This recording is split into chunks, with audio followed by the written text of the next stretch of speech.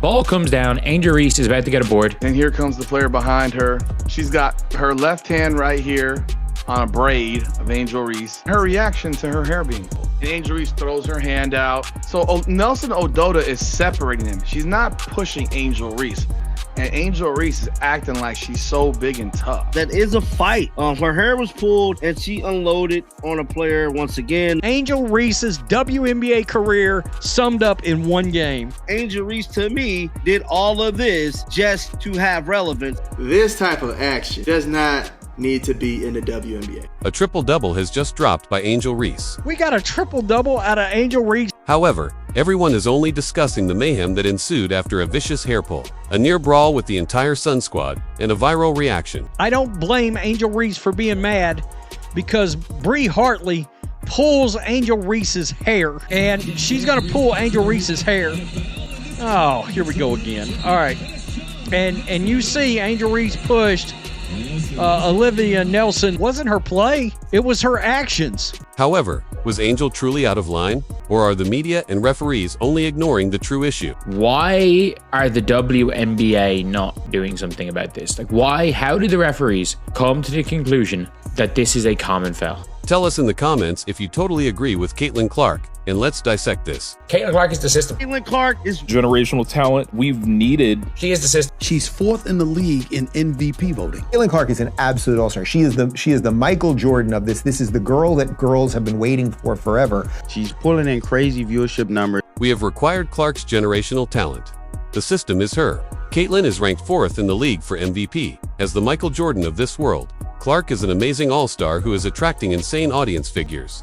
She is the girl that girls have been longing for. Angel Reese was just a few assists away from recording her first ever WNBA triple-double when it all began in the third quarter of a fierce game between the Chicago Sky and Connecticut Sun. We got a triple-double out of Angel Reese, and she acts a damn fool and overshadows the triple-double. However, things took a drastic turn when Bria Hartley, who was vying for position beneath the basket, reached out and pulled Angel Reese's braid. This wasn't a casual brush. Rather, it was a full-handed pull that was clearly seen on the replay. Angel immediately spun around in rage and shoved Olivia Nelson-Oda, who had ironically stepped in to play peacemaker. She got angry when Olivia Nelson-Ododo ran in, not to be aggressive. She ran in to separate the two. Now watch her just walk in to separate, and she has to lose her mind. Referees came in. Teammates swarmed the incident, and the court erupted, quickly burying Angel's moment of brilliance beneath yet another round of controversy. The referees examined the play and declared it a common foul without a flagrant, which is startling. The refs got it wrong. It should have been a flagrant foul. Referees do not care about the safety of their players. There is no technology on Hartley. In a league that is always preaching about player safety, this color lack thereof and a strong message that players and pundits alike couldn't believe. Nothing for what obviously appeared to be targeted. Physical contact, pulling one's hair should be regarded as touch with the head, according to one critic. Look at this. What in the world was she thinking? And then it's like, okay, you're in the moment of, trying to get a rebound. It's a lot going on, whatever the case may be. I don't want to hear it, man. Nothing crosses somebody's mind to pull some hair. That is dirty. Angel, the refs turned a blind eye, but Reese's emotions took over. Her reaction wasn't just about a hair pull. It was about disdain, disregard, and the obvious message that you're on your own out there. I get it, you don't want the league to look this way, but fam, you have to call this a spade, man. Call it out. Call it out, man. This is not right. This is not right, all right? You have to protect these players. She was obviously angry as she pushed back, yelled, and pointed in faces. But the real question is, can you blame her? This wasn't just frustration. It was also about fairness and feeling like you have to defend yourself since no one else will. Continue. Her response provided detractors with the ammunition they required to eclipse everything else she accomplished that evening. Okay, so I want to take a look at the hair pull situation. While she was still producing on the court, grabbing rebounds, encouraging her teammates to join her, and demonstrating genuine development as a player. The following morning's headlines, in typical Angel Reese fashion, focused on the fight rather than the triple-double because that's what always happens with her. Additionally, like clockwork, just one day after Caitlin Clark returned and took center stage, Angel found herself in yet another controversy. And I been a pass all my career. I came out of high school as the #1 wing, and trying to get back to that, trying to get back to being super versatile. And Tyler made that emphasis early on in the season. And I didn't understand it. And I really was kind of confused and trying to figure it out. And I'm still figuring it out. But I had patience. Obviously, tonight it came out big. I think bigs have the best passes. So I'm just super excited. And then to add it with a win just feels really good. If you look more closely, this wasn't just an emotional outburst from Angel Reese. Rather, it was a player who has been walking a tightrope under scrutiny and constantly pushed to the edge all season long. And this game was the breaking point. The second half of this controversy isn't just about what happened on the court, it's about the why. Let's start with the facts. Angel Reese had one of her most comprehensive games to date, finishing with 11 points, 13 rebounds, and 11 assists. True triple-double. Angel Reese's double-double, 2 of 7, 28.6%. 7 of those points were from the free throw line. 13 rebounds, 11 assists, 2 blocks, and 11 points. Yeah, it technically is a triple-double. The problem lies in the fact that Angel didn't just snap out of nowhere. This wasn't just a random meltdown. The hair pull was real and intentional, and the league did nothing. The referees reviewed the footage and still called it a common foul, and even the announcers were perplexed. One even said, "That's a flagrant." She was active on defense, aggressive on the boards, and dishing out dimes like a true playmaker. Even her critics had to acknowledge statistically that this was growth. Even after watching the replay, there was still no accountability, no protection, just the phrase, "deal with it yourself." I do. Obviously, the little scuffle that we had, obviously, she had to stick up for her teammate. But she was like, I got to do that. Like, I got to stick up for my team. And I was like, that shit not personal. Like, I love a vet like you. I love a player like you. Obviously, I respect your game. You've done a lot of great things for this game. And obviously, I love guarding her because I can see a lot of the things that I can add to my game. She has that pro, and being able to get to the cup and get that right hook. So it's great having a vet that really wants to talk to you and make sure you want to get better, because obviously when she leaves this game, she wants to leave it in the right way. Angel did this after pushing Olivia Nelson-Oda, who was intervening to defuse the situation, and then she got into a fight with veteran Tina Charles, who many thought would defuse the situation rather than stoke the flames. However, Tina got in Angel's face, and the two of them exchanged words that resulted in both of them receiving technical fouls.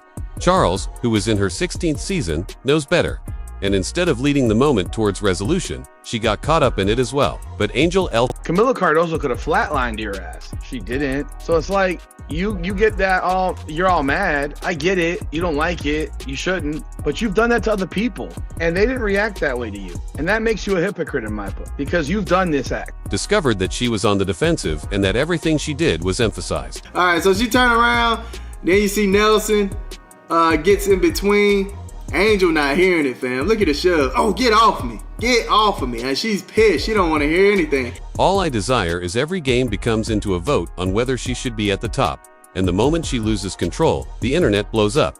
Immature bad. But what nobody discusses is what Angel said when she confronted media following the game. She didn't duck the question, instead talking about learning how to be more adaptable and find ways to stay involved even when her shooting wasn't falling. She stated that she wanted to be unstoppable. Yeah, I just want to be unstoppable. I want to be to a point where it's hard to guard, because they have to guard the pass, they have to guard the shot. Obviously, didn't knock my shots down, and I felt really good during warm-ups, but obviously didn't knock down tonight, but I didn't let that get down. I think some of the best players in the world, like, if their shot is not falling, they try to find other ways to get the team together and stay involved. So I tried to find that on the defensive end, guarding Tina. She's obviously a great player, and then being able to rebound and pass. Says her goal is to become a player who can defend, rebound, pass, and score. These aren't the words of someone spiraling. Rather, these are the words of someone attempting to change under extreme pressure and scrutiny. She even discussed how she learned patience, trusted the process, and relied on faith at difficult times, all of which contributed to her growth. What irritates me is how quickly the fans and media forget basketball and disregard how she set the tone for defense. Her leadership on the court, rallying her team, and making wise judgments to keep them in control when it mattered, and her ability to move the ball and trust her teammates are all forgotten because of a furious response to a foul that should never have been disregarded. It should have been a flagrant foul. I understand her being furious over her hair being pulled. Absolutely, be mad about that. And let's not pretend that this kind of treatment is uncommon. Angel isn't just playing against other teams. She's also dealing with media bias, inconsistent officiating, and a public that expects her to fail every time she displays emotion. Was Angel reacting inappropriately?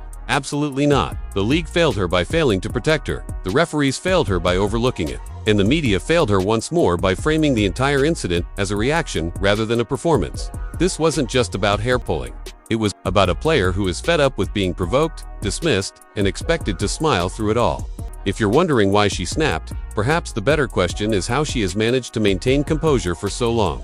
Obviously, that's another great player that just never complains. She's the biggest cheerleader on the bench. She always comes in with so much energy. You always need a player like that. Like, Michaela's our glue. Like, she always comes in, she plays hard in practice, every drill, every opportunity. She always comes in and maximizes it. Even if she doesn't have a great game scoring, she always comes in and defends. She comes in, she never complains. She's just a great teammate, and that's somebody you always want to have. Like, she's like our sixth man, the sixth man that comes in and just always is there for us. And I really love that from Michaela because obviously, no, she was Rookie of the Year. She came in and great, and obviously things have just been up and down for her, but she's never put her head down. She's always put her head down and worked and just maximized everything. So I'm super proud of her. Since what we witnessed in this game was more than just a physical altercation, it was the ideal illustration of how the media, the WNBA, and even the fans choose who gets shamed and who gets dragged repeatedly. And Angel Reese ends up on the losing side of that narrative. Let's be honest. If Caitlin Clark had been the one who had her hair pulled on national television, there would have been immediate outrage.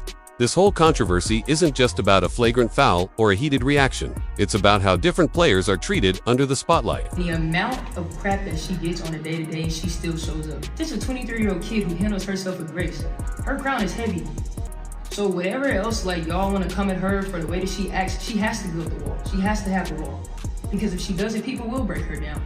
Not only just because of the way she looks, but because of the way she carries herself. She doesn't just walk around and act like, oh, I'm this. No, she knows who she is. And we ain't gonna break her down for that. So whatever other questions y'all got, like, I'm hoping it's just about basketball, maybe a box score question. But the kid's crown is heavy. Like, respect that. The problem here with trying to cast Angel Reese in the role of the ultimate victim, she's not a sympathetic victim. You're not generating sympathy, you're generating more skepticism. Think back to when Caitlin was knocked down in previous games. There were lengthy segments on ESPN featuring panel debates and pressure on the league to respond. However, when Angel retakes a similar hit, a literal hair yank from Bria Hartley, it's dismissed as a common foul, and the focus immediately shifts to how she reacted. It's exhausting to watch, and this is where the league's bias becomes crystal clear. In the same game, Angel Reese not only led her team to victory, but also recorded a historic triple-double. In this game, y'all, Angel Reese dropped a triple-double. 11 points, 11 assists, and 13 rebounds. She was versatile, patient, and a leader on the court. She trusted her teammates, made smart passes, and played hard defense in a difficult matchup. But do you think any of that made headlines? The only videos that went viral were of Angel refighting.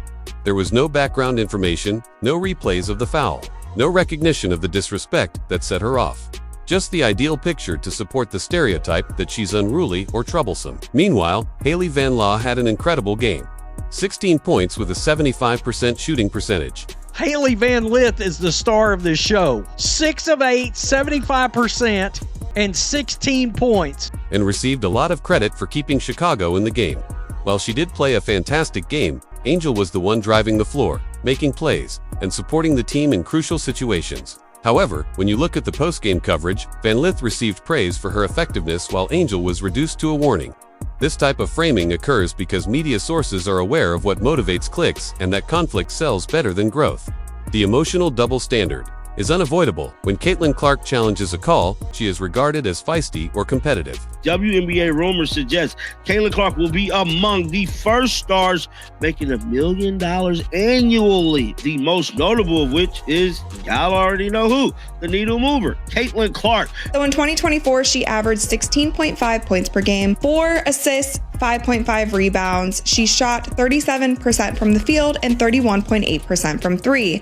Now, if you look at her preseason in 2025, she only played 2 games in this preseason, and one was against that Brazilian national team. She played 21 minutes. She averaged 14.5 points, 6 assists, 6 rebounds. She shot 52.5% from the field and 50% from 3-point range. Angel Reese, she needs to mature because she is hostile. Angel is presented as a distraction from the game, whereas Caitlin is referred to as the league's spark. The Angel Reese fan base to understand that. She's not innocent, if you will. She's not innocent. Versus where Caitlin Clark, what has she done or said? You know, she hasn't lied on anybody. She hasn't, you know, threw any shade towards anybody fan base. Angel Reese, she hasn't done any of it. Angel, let's be clear about one thing. The fact that people are more offended by Reese's response than by the actual foul that caused it speaks volumes about what's actually happening here. And it's not just media framing. It's also fan perception. Reese is a spark. She brings fire, passion, and yes, emotion.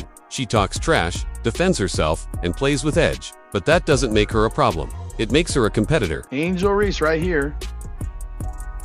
You see her? She's being guarded by Camila Cardoso right here. This is in the SEC. I believe it's the SEC championship. Her senior year. And watch. Box out. Look what happened. Ball goes in. The ball's in the basket. This isn't even fighting for a rebound. This is, I'm just going to grab your fucking hair. And look at Cardoso. She does nothing. Look at that. Look at that. Look at Angel Reese just grab her hair for no reason. Not to get a rebound, just to grab her hair. No reason other than that. Look at. What is she grabbing it for? Grab. On social media, fans who had never attended a full Sky game at all suddenly had strong opinions. Some claimed that Angel should have left, or that she always makes things about herself. But let's change the narrative. Why should she leave when the league won't defend her? Why should she smile and brush off a physical attack on the court? Why is her annoyance viewed as selfish rather than human? If you support Caitlyn and want the league to improve, don't just shout it out loud.